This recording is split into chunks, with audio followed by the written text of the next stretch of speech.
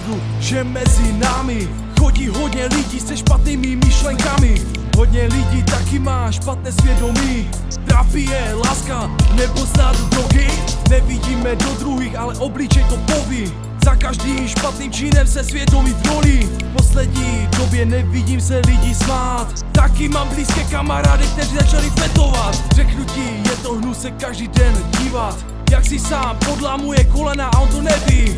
Však jim to dojde, až zjistí, co všechno ztratí. To už bude pozdě, ale půlka života v háji. Každý si musíme šahnout na své svědomí. Říct si, že i když život přináší velké zkoušky, tak přesto se máme celkem dobře ve zdraví. Když tvrdě nemá, každé může čekat zázraky. Udělej změnu, začni na sobě makat. Záleží na tobě, kolik úsilí budeš vkládat. Nesmíš se zastavit, musíš se přestat plakat. Když dosáhneš úspěchu, budeš radosti skákat. Zjistí, v čem vynikáš, v čem jsi dobrý. Začni to rozvíjet, každá snaha se cení. Každá dřina vždycky za něco stojí. Když si to poctivě vydřeš, tak víc toho oceníš. Na tomhle světě jsou dvě skupiny lidí. Jedna je ta, co si dře úspěch nic nešidí.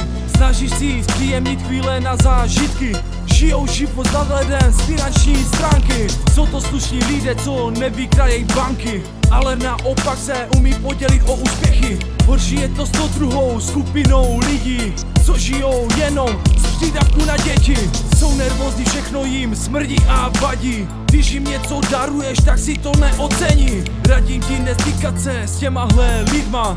To jsou právě oni, co podlamujou kolena. Myslíš si, že všechno vychází jak má, ale to jsou pouhý dojmy, opak je pravda. Nenechej si od nikoho srát na hlavu, jenom od rodiny čekej pravdivou radu. Udělej změnu, začni na sobě makat.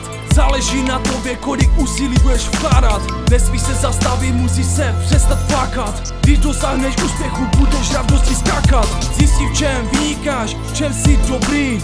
Začni to rozvíjet, každá snaha se cení. Každá dřina vždycky za něco stojí. Když si to poctivě vydřeš, tak víc toho oceníš.